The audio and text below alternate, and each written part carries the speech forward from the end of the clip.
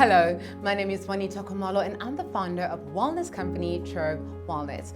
Today I'll be sitting with the phenomenal lady, Lebo, from the Bag Factory, and we shall be unpacking everything from arts, youth development and entrepreneurship. I cannot wait.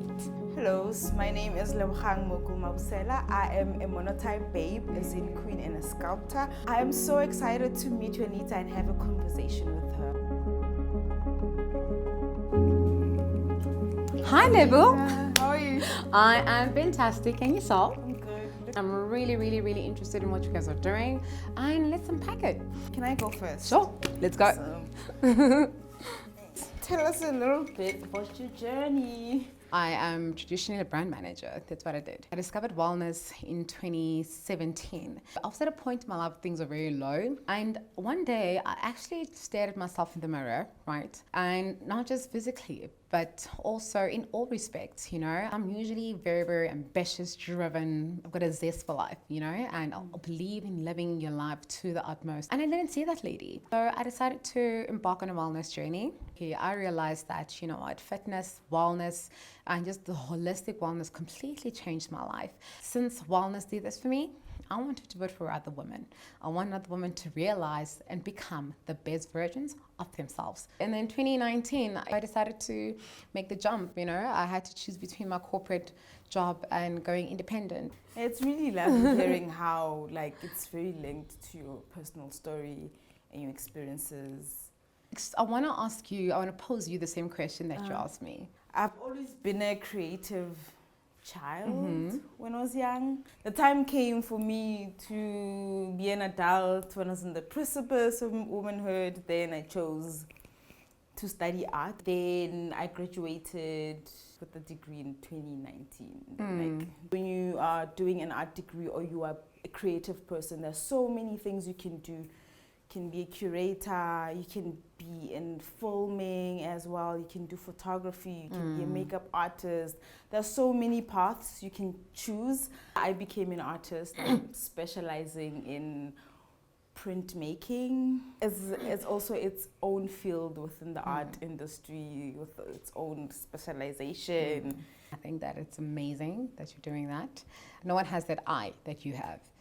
And that's what sets every artist apart. What role does the artist have in society?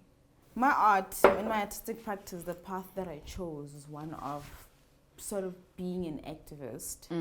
The core themes and concepts of my work is around calling out and interrogating patriarchy and calling out misogyny, telling stories about what it means to be a woman in a patriarchal society. Not just a woman, but also a black person. What do you think the difference is between success and failure? Failure is something which I embrace. It's called learning. And for me, success is honestly doing whatever it is that makes you happy. I think, look, we are blessed and we are fortunate to be living in the era that we are in, and we're able to monetize our passions. What's the best piece of advice you ever got? I had a supervisor who told me, like, as an artist, when I make an artwork, I must ask myself, would I want to buy that artwork? Would I want to hang it on my wall? That piece of advice was very important because, like, you are the person who approves your own creativity. Yeah. So that you don't get jaded. Like, if someone doesn't want to buy my work, I don't get discouraged and like start to give up. I think that's a very important piece of advice, mainly because your work is an extension of you. What do you think you were born with? The thing that makes you different? I would maybe say confidence, my ability to put myself out there, and my ability to be confident even in my insecurities and to be confident even in my vulnerabilities. Lebo, it was so much fun catching up. I think that these conversations are absolutely necessary for people to understand and grasp better, if not be motivated to dig deep, find out what their passion is and what drives them and what makes their route success, and to basically monetize it. It was lovely chatting to you as well. It's always nice when somebody's speaking about something that they really love.